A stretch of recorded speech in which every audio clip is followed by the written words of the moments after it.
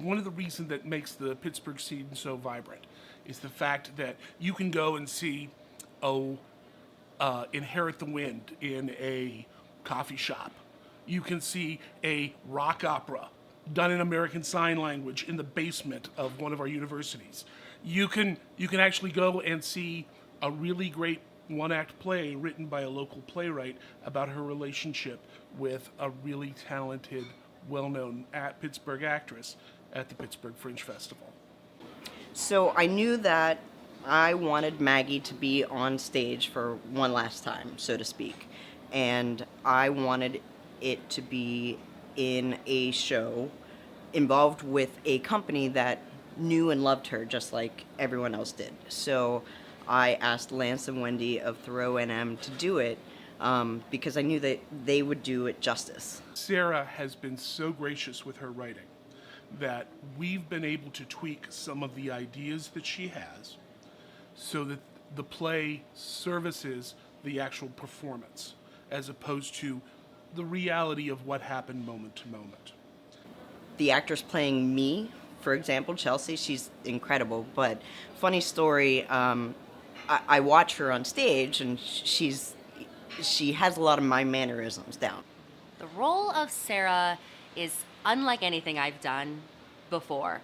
One, it's a real person. I've never played a real person, and I was absolutely terrified when I found out that she was a real person. Living in a black and white world is a really horrible way to live, and that's very much Sara's character. Is she's living in this black and white world, and there's splashes of color that come from Maggie. And my character has to learn through the show how to not only accept that when Maggie's there, but try to bring it back now that Maggie's not. As for the character of Maggie, Sophia is playing her with this vibrant exuberance, and I explain it to people who know Maggie as wonderfully devastating. And what I mean is that she brings a character to life that is all her own, but there are certain flashes of Maggie that kind of make me at least catch my breath.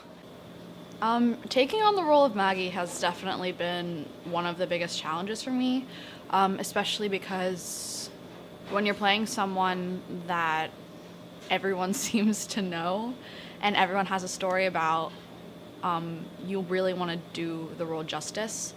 It's a bit of like pressure that I'm putting on myself just to make sure that if I am the one who gets to tell this story and is fortunate enough to keep this legacy, that I am giving her what she deserves.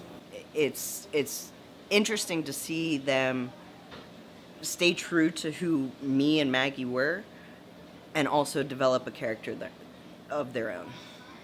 There are so many quality theater companies here in Pittsburgh, like Thoreau NM, that they just want to bring a voice to playwrights, and it's so rewarding as a playwright to be local and to be able to go to rehearsals and hear your words come to life.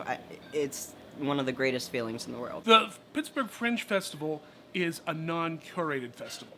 That means that you get to produce what you want to produce. What does that create? Well, you've got 4 days, over 100 performances of 40 different plays, and you can see everything from a magic show to a puppet show to a play to people doing Ibsen in synchronized swimming. Okay, everything but the last bit. I think it's an absolutely incredible experience. I'm so honored to work with this company and for them to give playwrights like me an avenue to produce their shows. I'm so honored to be a part of, I think it's 49 shows over the course of 4 days, to be a part of this, basically a celebration of art.